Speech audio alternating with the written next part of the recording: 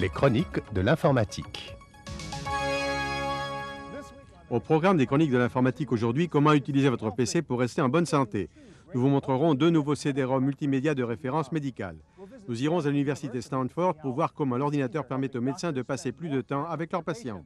Nous vous montrerons un nouveau logiciel qui permet d'éviter le syndrome du tunnel carpien et vous verrez comment prendre votre tension avec votre PC.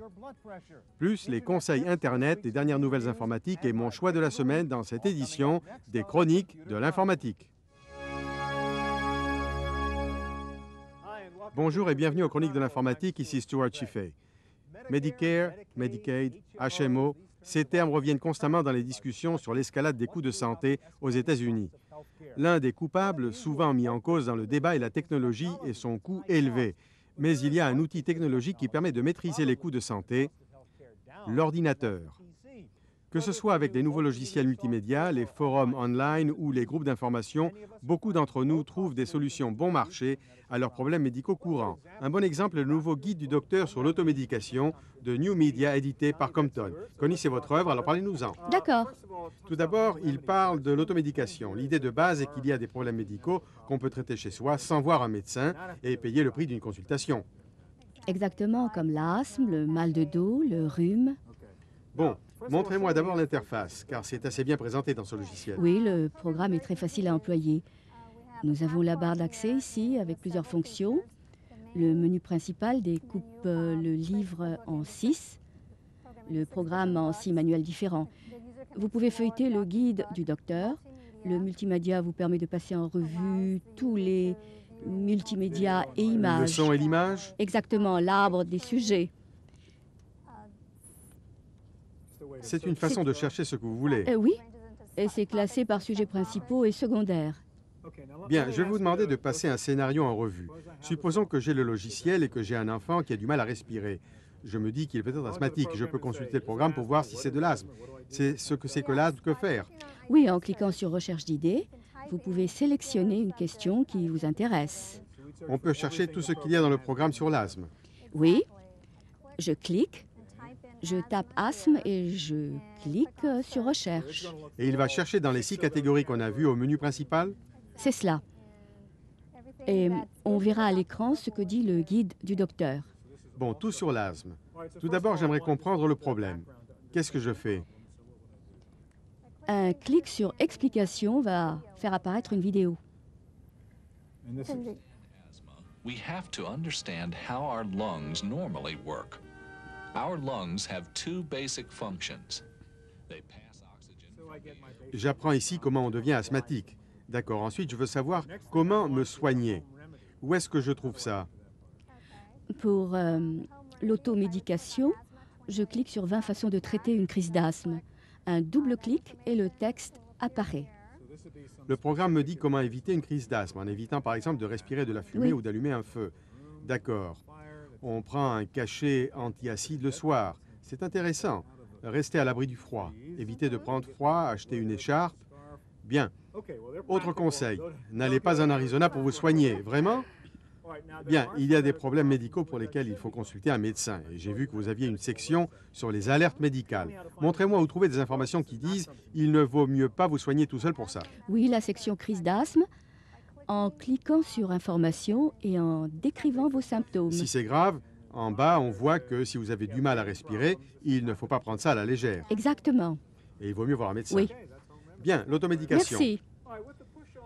Merci à vous. Si on veut maîtriser les coûts de santé, les médecins ne devraient pas perdre leur temps à remplir des formulaires. Ils devraient passer plus de temps avec leurs patients. Au centre de la douleur de l'université Stanford en Californie, on utilise un réseau PC pour ça. La médecine a beaucoup progressé au cours des siècles, mais le rôle du médecin a toujours comporté la même routine.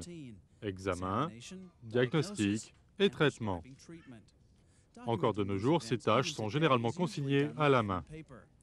La clinique de gestion de la douleur de Stanford utilise aujourd'hui un ordinateur portable pour conserver les données médicales au même endroit et à portée de tous. Le projet a démarré avec l'idée de trouver un moyen de recueillir des informations de qualité sur les patients. Nous savions que le médecin est la personne la mieux placée pour fournir ces informations dans le secteur de la santé, mais il y avait un obstacle. comment convaincre le médecin d'utiliser un ordinateur. Pour vaincre la réticence des médecins à remplacer le stylo par l'ordinateur, Stanford a demandé à Digital Medical Systems à San Francisco de créer un système à reconnaissance de caractère qui fonctionne sans clavier ni souris. L'assistant médical électronique utilise des fiches médicales familières aux médecins. Les applications sont saisies directement sur un Toshiba portable à écran tactile. L'ordinateur reçoit et envoie les données par un serveur de réseau Windows NT sans raccordement. L'ancien système était analogique, tout se faisait manuellement. Et s'il y avait une déviation par rapport aux normes, ce qui était presque toujours le cas, cela donnait lieu à de multiples appels téléphoniques. Mon pageur sonnait sans arrêt pour essayer d'échanger des informations sur le cas du patient. Et grâce au nouveau système, chacun peut consulter une source différente pour faire le point, en sachant que les informations sont à jour à 30 minutes près, tout au plus. La clinique de Stanford a établi un dossier médical sur plus de 2000 patients à partir de données cliniques réelles qu'elle a archivées à titre de référence. Le Dr Brose pense que les hôpitaux américains pourront un jour recueillir et partager une mine d'informations facile à saisir et à extraire. Pour les chroniques de l'informatique, ici Giles Bateman.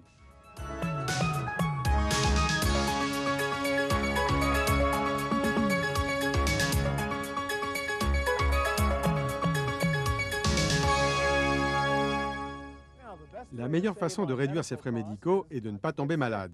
Autrement dit, de mener une vie saine. L'ordinateur peut aussi vous aider avec des programmes comme le Multimedia Workout. Bud, vous ne représentez pas l'éditeur du logiciel, vous êtes simplement quelqu'un qui surveille sa santé, vous aimez le jogging. Oui, Et vous vous intéressez à ce genre de choses. absolument. On va donc parler de ça ensemble. Avec ce Multimedia Workout, vous devez commencer par dire au programme qui vous êtes pour savoir quel programme vous convient. Oui, vous commencez par le profil personnel. Alors vous tapez votre nom, votre sexe, votre âge, votre poids et votre taille. Cela permet de déterminer votre apport calorique journalier. Vous pouvez aussi noter votre niveau d'activité, modéré, intense, etc. Le logiciel a donc des facilités d'analyse et une fois qu'il sait qui vous êtes, il crée un programme d'activité sur Oui, mesure. exactement. D'accord. Il y a deux choses à surveiller pour être en bonne santé, l'exercice et la nutrition. Voyons d'abord l'exercice. En vieillissant, nous voulons tous garder l'estomac plat et faire des abdominaux. Supposons que j'ouvre le programme et que je demande quels exercices abdominaux il me conseille. Stuart, il ira d'abord dans la base de données musculaire. Il vous montrera Monsieur Muscle. Ce sont les groupes de muscles que vous pouvez travailler. Voici la vue de face, la vue latérale et la vue de dos. D'accord, je dois faire des abdominaux. Je clique sur l'estomac du bonhomme. Bon, alors revenons à la vue de face. Nous allons nous concentrer sur ce point. Une jeune femme va nous montrer les abdominaux au sol. D'accord, c'est l'un des exercices que je peux faire. Voyons, prenons celui-ci. This exercise primarily works the abdominals and obliques, especially On a des séquences animées qui montrent comment faire ces exercices sans se faire mal. La sécurité est un aspect important du programme. Bon, il y a une longue liste d'exercices que je pourrais faire. Différents exercices, oui. Parlons maintenant de l'autre moitié de l'équation, la nutrition. Supposons que je fasse mes exercices, mais que je mange mal. Je voudrais savoir ce qui est mauvais pour moi. Je mange beaucoup de sandwichs au beurre de cacahuète et à la confiture le soir, et on m'a dit que c'était mauvais. Est-ce que le logiciel peut m'expliquer tout cela? Oui, nous allons dans la base de données alimentaire. L'alimentation, Voilà. d'accord. Et nous voyons défiler les aliments. Alors, comme vous savez, Lifestyle contient 5300 aliments différents. Et prenons les fruits à coque. Allons-y. Et nous allons choisir le beurre de cacahuète, version allégée. Bien. Nous avons les éléments nutritifs, les calories, les protéines, les glucides et les vitamines. On peut aussi voir un graphique des éléments nutritifs et des calories, ou un graphique à secteur. Regardez-moi ça. Même allégé, le beurre de cacahuète ne contient que des matières grasses. Absolument. Ça ne sert à rien de faire de l'exercice si je me gaffe de beurre de cacahuète. Merci, Bud. Bien, une façon de rester en bonne santé est de limiter vos frais médicaux et de savoir le plus tôt possible si vous avez un problème médical. L'ordinateur est également utile pour ça, avec les nouveaux outils de diagnostic à domicile comme Dynapulse. C'est votre création, Andy. Avec ça, vous pouvez prendre votre tension chez vous, sur votre PC. Exactement. Pourquoi prendre ma tension chez moi? Eh bien, si vous faites de l'hypertension, vous devez surveiller régulièrement votre tension.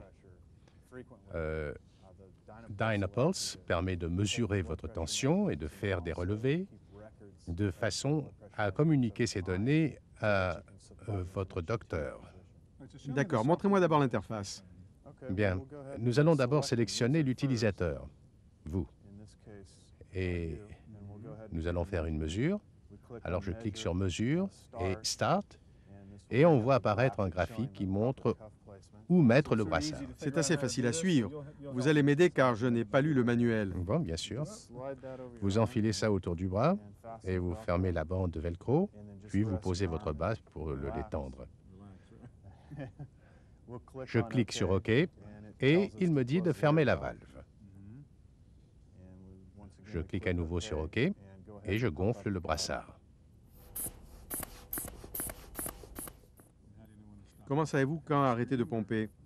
Bien, il va vous dire quand il faudra arrêter. Vous entendez un signal sonore. On a un affichage en temps réel de votre tension artérielle et vous voyez votre cœur battre à l'écran. OK, et il me dit quand commencer et quand arrêter? Oui, il se vide automatiquement et vous dit de relâcher la pression. Bien, il dit vider l'air. Et la mesure apparaît à l'écran. J'ai 14,1 sur 8,6, c'est cela? C'est exact. Comment interpréter ces chiffres? Est-ce bon ou mauvais? Est-ce que je cours à toutes jambes chez le docteur? Ben, nous avons une section faits médicaux. Vous pouvez jeter un coup d'œil. Vous avez les différents niveaux d'hypertension, normale, légèrement élevée, jusqu'à l'hypertension grave. Bon, ma tension est légèrement élevée. Je fais un peu d'hypertension sous les caméras. Probablement. Bien. Vous m'avez montré la section tendance tout à l'heure. Qu'est-ce que c'est? Eh bien, vous cliquez sur Windows et Trend, et cela vous donne un graphique qui montre l'évolution de votre tension dans le temps. Les périodes systoliques sont en rouge, la pression sanguine moyenne en jaune et les périodes diastoliques en bleu. Le pouls est indiqué ici en battements par minute. Est-ce que je peux imprimer tout ça et l'emporter chez le médecin pour lui montrer que j'ai pris ma tension? Ben, c'est le but de l'opération. Vous pouvez imprimer les mesures ou les graphiques de tendance. Il y a aussi un rapport en colonne que vous pouvez imprimer. Il montre les données en tableau. Est-ce vraiment précis? Est-ce la même chose que si je fais prendre ma tension par l'infirmière au cabinet médical? C'est très précis. Il est approuvé par la FDA. C'est un appareil de qualité professionnelle d'une précision très fiable. Comment le situer par rapport à ce qu'on voit dans les catalogues, les appareils qu'on place au bout du doigt pour prendre sa tension? Oh, ces gadgets sont réputés pour leur manque de précision. Le Dynapulse est très fiable. Et combien faut-il compter pour l'appareil, le logiciel et le reste? 139 $, y compris le brassard, l'appareil de mesure, tout ce qu'il vous faut, sauf les 4 piles. Bien, pas mal. Merci, Andy. Merci. Si l'ordinateur est une des solutions aux problèmes de santé, c'est parfois aussi l'un des problèmes. L'un des mots les plus courants et les plus coûteux est dû au mouvement répétitif, notamment pour ceux qui utilisent régulièrement un ordinateur. Mais il y a aujourd'hui un logiciel qui peut vous aider à éviter ce problème. Un ordinateur s'utilise avec des accessoires d'entrée et de sortie, tels qu'un écran et un clavier. Mais il n'offre pas à l'utilisateur un moyen d'éviter les problèmes liés à l'emploi répétitif de ces accessoires. Stretcher Size de Prescribe est un logiciel qui force l'utilisateur du clavier et de la souris à faire une pause régulière pour faire des exercices. L'auteur du programme est un médecin qui en avait assez de voir ses patients revenir. Je traitais mes patients et on passait beaucoup de temps ensemble, leur état s'améliorait, ils reprenaient le travail, et 6 mois plus tard, ils revenaient avec le même problème parce qu'ils n'avaient pas changé leurs habitudes de travail.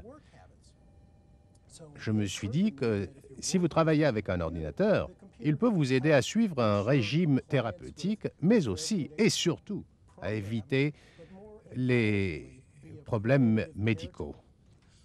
Arthur Coleman, cadre à la société iCubed, est allé voir le Dr Gumbert parce qu'il avait constamment mal en travaillant sur son PC.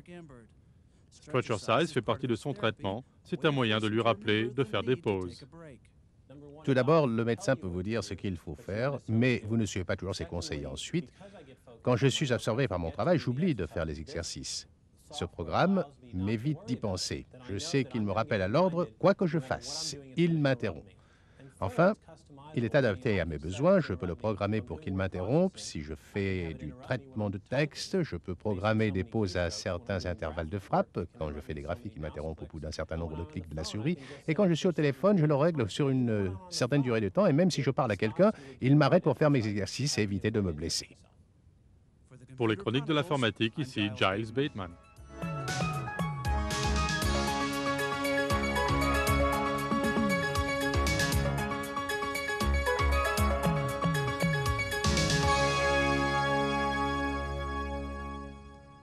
Les logiciels médicaux à employer chez soi peuvent faire deux choses. Ils peuvent vous éviter des visites coûteuses et inutiles chez le médecin. Ils peuvent aussi vous dire quand vous devez consulter un médecin. L'un des meilleurs exemples est la nouvelle édition du CD-ROM Médecin de famille. Et Tony va nous le présenter. C'est une interface impressionnante. Vous n'avez pas l'impression d'utiliser un ordinateur. C'est comme un jeu de rôle. Je suis le patient en consultation chez son médecin. Oui, exactement. L'interface est intuitive. C'est donc facile à prendre et simple à utiliser.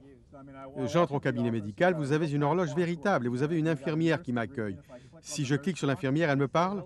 Elle vous dit bonjour et vous reçoit au cabinet médical. Welcome to the Family Doctor offices. I'm Nurse Lorraine Francis. The doctor and I... Bon, je peux aller dans différentes pièces et trouver ce que je cherche? Oui, exactement. Si vous allez à la bibliothèque, par exemple, vous voyez tout le contenu du programme. Vous voyez qu'il y a 8 ouvrages comme le manuel de soins d'urgence du Conseil national pour la sécurité, le dictionnaire médical du particulier. Le contenu de ces manuels se trouve sur le disque RO1. Si vous achetiez ces livres individuellement, ça vous coûterait près de $200. Ce logiciel est beaucoup moins cher. Oui, il coûte $49,95. Bon, et vous avez un guide de pharmacie avec toutes sortes de conseils. Donnez-moi un exemple de ce que je peux trouver. Bien, disons que j'ai joué au basket il y a 15 jours et que je me suis fait mal au pied. Je vais chercher ce qui se rapporte au pied. Je clique pour faire apparaître l'écran de recherche. Je tape pied et j'obtiens le résultat de ma recherche. Il est intéressant de noter que les rubriques sont classées par titre d'ouvrage. Si je cherche soins d'urgence, j'obtiens rapidement les informations au lieu de feuilleter le tout. Vous avez trouvé la rubrique combien de fois dans les 8 ouvrages? 68 plus 19 et 10, c'est beaucoup d'informations. Bien, allons dans les autres pièces. Bon, d'accord. On n'a pas le temps de tout voir. On voit une flèche qui nous indique de retourner dans la salle d'attente. Nous allons dans la salle d'examen où nous étudions le corps humain en cliquant sur ce mannequin. Nous pouvons dialoguer avec le médecin pour avoir son diagnostic. Et ici, avec le pilon et le mortier, nous pouvons consulter le guide pharmaceutique USPC. Ici, je peux taper les informations sur les médicaments sans ordonnance et les médicaments génériques. Pour la plupart de ces médicaments, je clique sur le nom et je vois à quoi ils servent et quels sont les effets secondaires. Exactement. Alors prenons amlodipine, un médicament contre l'hypertension. Vous voyez une photo des pilules. Vous avez une description, comme vous avez dit, on vous dit ce qu'il faut faire avant de prendre le médicament, comment l'utiliser, les précautions à suivre, les effets secondaires. Avec ces informations, le patient sait ce qu'il ne risque rien en prenant le médicament. D'accord, allons dans la salle de soins d'urgence. Alors, la salle de soins d'urgence. Le Conseil national pour la sécurité donne des conseils à suivre en cas d'urgence. Vous apprenez des techniques qui peuvent vous sauver la vie. Ce sont de vrais documentaires. Oui, vous pouvez les passer à la télévision. Bien, je voudrais revenir dans la salle d'examen. C'est l'un des aspects les plus intéressants parce que vous pouvez parler au médecin comme si vous étiez face à face. Tout à fait. Faisons entrer le médecin. J'ai des questions à lui poser. Bon. Je suis le docteur Nakamura. Il y a longtemps que je ne vous ai pas vu. J'espère que vous allez bien. Nous pouvons cliquer sur ce presse-papier et engager l'autodiagnostic qu'on a décrit. Alors, vous verrez une photo du corps humain et vous lui dites où vous avez mal. D'accord, docteur, mon orteil me fait mal. Alors, on clique sur l'orteil et vous devez répondre à des questions. Tout d'abord, quel est votre problème? Choisissez votre symptôme ou celui qui est le plus... Bien, prenons le troisième. J'ai une drôle de sensation à l'orteil. Bon, d'accord. Alors, je clique OK et des questions apparaissent. Pour faire un diagnostic, je dois vous poser une série de questions. Répondez par oui ou par non. OK, disons non à cette question. Non, je ne suis pas diabétique. Je dis non. Oui, un peu. C'est peut-être vrai. Disons oui. Alors, vous avez donc oui. Vos symptômes correspondent à ce problème. Vous avez donc un assez bon diagnostic. Oui, je ferais mieux d'aller chez le médecin. Effectivement. Bien, impressionnant, le médecin de famille. Médecin de famille de Creative Multimedia. Merci. L'un des aspects les plus importants des logiciels médicaux est l'étendue des données et des conseils que vous recevez online. Pour voir ce qui existe sur Internet, nous allons faire le point à Net News avec Giles Bateman. Merci Stuart. J'ai trouvé des sites médicaux intéressants sur Internet. Commençons avec Balance. C'est une sorte de revue online, Balance Fitness sur le net. Si chaque individu trouvait le bon équilibre entre nutrition et exercice, ni trop ni trop peu, on aurait trouvé le secret de la santé. Cette citation d'Hippocrate résume assez bien l'approche de cette revue. Et si vous prenez l'édition mensuelle, vous trouvez différents articles sur la nutrition, l'exercice, etc.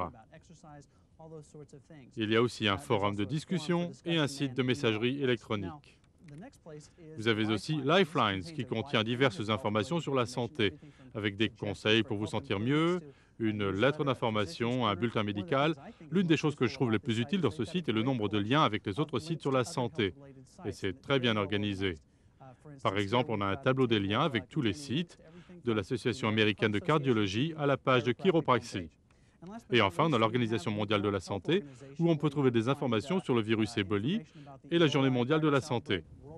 C'est une sorte de Nations unies de la santé. Mais n'oubliez pas, quand vous tapez l'URL, tapez .ch au lieu de .com à la fin, parce que l'organisation est à Genève, en Suisse. Et maintenant, le point de l'actualité au rayon ordinateur personnel. Nous allons au studio E pour les nouvelles informatiques. Au dossier Accès Direct cette semaine, vous voulez recevoir des images de United Press International et d'autres agences de presse sur votre ordinateur. Les archives Beckman, l'une des plus grandes collections de photos du monde, vient d'être achetée par les éditions Corbis. La compagnie de médias numériques fondée par Bill Gates a l'intention de numériser et cataloguer les 16 millions de photos et de les vendre sous licence aux programmes informatiques et systèmes online. Vous pourrez bientôt avoir un disque dur de 1 gigaoctet sur votre notebook. IBM au Japon a mis au point un disque dur de 2,5 pouces, 6,35 cm, avec une capacité de 1 gigaoctet. Le disque pèse 140 grammes. Il devrait être commercialisé l'an prochain aux alentours de 500 $. Cyrix s'attaque à nouveau à Intel avec la sortie du microprocesseur CX86. Cyrix dit que son nouveau processeur est une puce de la 6e génération comparée au Pentium. Selon PC Magazine, le CX86 est 30% plus rapide qu'un Pentium comparable. Intel doit sortir son processeur de 6e génération, Pentium Pro, dans le courant de l'année. Est-ce qu'Apple va laisser tomber certaines divisions? Le bruit court que le fondateur du Mac pourrait abandonner certains secteurs d'activité pour se concentrer sur ses produits les plus compétitifs. Le directeur financier d'Apple a annoncé sa démission récemment, citant des différences d'opinion avec le PDG Michael Spindler. Près de 30% des CD-ROM achetés sont rapportés par les clients aux grandes dames des distributeurs. Le problème, ils ne marchent pas quand vous les installez chez vous. Pour régler le problème, l'Association des multimédias interactifs va distribuer gratuitement CD Match, un programme partagé qui permet aux consommateurs de déterminer quels logiciels sont compatibles avec leur système. Multimedia World et CompuServe se sont associés pour offrir le premier magazine CD-ROM directement connecté à Internet. Il suffit d'un clic sur une icône pour lancer le net et se connecter au site web correspondant. Les particuliers ont aujourd'hui un moyen bon marché de se connecter à Internet. La division net de CompuServe a annoncé un nouveau service baptisé Sprite, qui offre 3 heures d'accès au net pour 4,95 $ par mois, y compris le logiciel, et vous permet de créer votre page web sans supplément de coût. Il y a un petit secret honteux dans le cybermonde. Les abonnés annulent leur abonnement online par milliers. Selon une étude de marché récente, plus de 6 millions d'utilisateurs de PC ont annulé leur abonnement aux services online et plus de 500 000 ont annulé leur abonnement avec les fournisseurs d'accès Internet. Hewlett-Packard essaie d'installer des imprimantes couleurs chez les particuliers avec un nouveau modèle âgé d'encre en couleur livré avec Print Shop Deluxe, un CD Kodak, du papier et des enveloppes. L'imprimante est la 660C et l'ensemble est vendu à moins de 400 $. Le premier ordinateur, une machine à calculer conçue au 19e siècle par Charles Babbage, a été récemment vendu aux enchères chez Christie's à Londres pour 280 000 $. Selon une nouvelle étude, vous n'avez pas de souci à vous faire. Les jeux électroniques sont bons pour vos enfants. L'étude qui a été réalisée par le gouvernement australien conclut que les jeux d'ordinateur sont utiles pour l'enfant et offrent des activités familiales enrichissantes. Enfin, vous cherchez la paire de jeans idéale? Levi's Choice vient d'acheter un éditeur de logiciels qui vous permet d'entrer vos mensurations dans un ordinateur et transmet les données à une machine qui confectionne une paire de jeans sur mesure. Levi Strauss prévoit de commercialiser le logiciel aux États-Unis. Voilà les dernières nouvelles informatiques. À vous, Stuart. Aujourd'hui, je voudrais vous montrer un nouveau moyen de résoudre des problèmes qui s'appelle GoFigure. C'est essentiellement un tableur, mais qui n'en a pas l'air. Jusqu'à présent, vous vouliez utiliser un tableur pour résoudre un problème. Vous deviez poser votre problème dans le format du tableur. Ce n'était pas toujours facile. GoFigure vous permet d'adapter le tableur à la nature de votre problème. Le programme est une collection virtuellement infinie de mini-tableurs que vous affichez sur un mini-clavier baptisé ePaper. Vous pouvez connecter n'importe quel élément, de sorte que tout changement de variable dans une partie du problème est reporté ailleurs. Le programme est fourni avec une énorme encyclopédie de formules et gadgets qui permettent de poser facilement le problème. Par exemple, j'essaie ici de calculer la quantité de matériaux nécessaires pour construire une terrasse. C'est un programme très astucieux. Il y a une phase d'apprentissage, mais une fois que vous avez fait la main, GoFigure est intéressant et certainement original. Il est édité par Villacrespa Software et fonctionne sous Windows.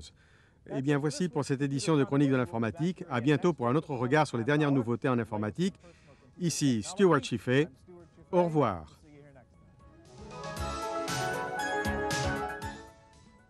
Les Chroniques de l'informatique est réalisé avec le concours de Hewlett-Packard Personal Computers, les PC d'entreprise.